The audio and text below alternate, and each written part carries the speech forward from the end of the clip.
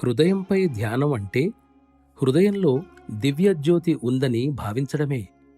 మీరీ విధంగా ధ్యానం మొదలుపెట్టినప్పుడు కేవలం ఒక్కసారి మాత్రమే మీలో ఉన్న దివ్యజ్యోతి మిమ్ములను ఆకర్షిస్తోందని భావించండి.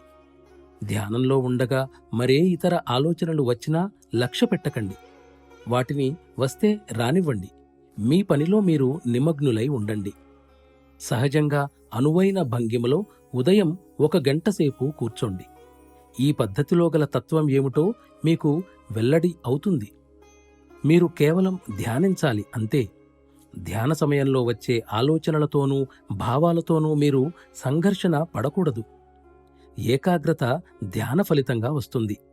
ఏకాగ్రత కోసం ధ్యానం చేస్తూ దానికోసమే మనసును నిర్బంధించేవారు సాధారణంగా విఫలులవుతారు. ఈ పద్ధతులను అవలంబించేటప్పుడు మనసును మరీ ఎక్కువగా నిర్బంధం చెయ్యకూడదని గుర్తుంచుకోవాలి.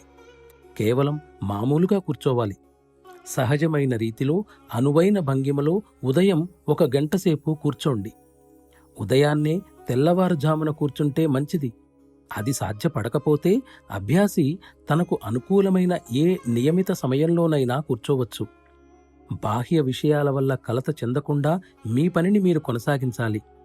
అభ్యాసాన్ని మరింత నిమగ్నతతో సాగించాల్సిన అవసరాన్ని మీరు గుర్తించటానికి అవి ఒక విధంగా సహాయపడుతున్నాయని భావించాలి. మరలా సాయంత్రం అదేవిధంగా అనువైన భంగిమలో 1 గంట సేపు కూర్చుని మీలోని సంక్లిష్టతలు, ఆలోచనల స్థౌల్యము లేదా మీ శరీరంలోని జడత్వము అన్నీ కరిగిపోయి పొగ రూపంలో మీ వెనుక భాగం నుండి వెళ్ళిపోతున్నట్లుగా భావించండి.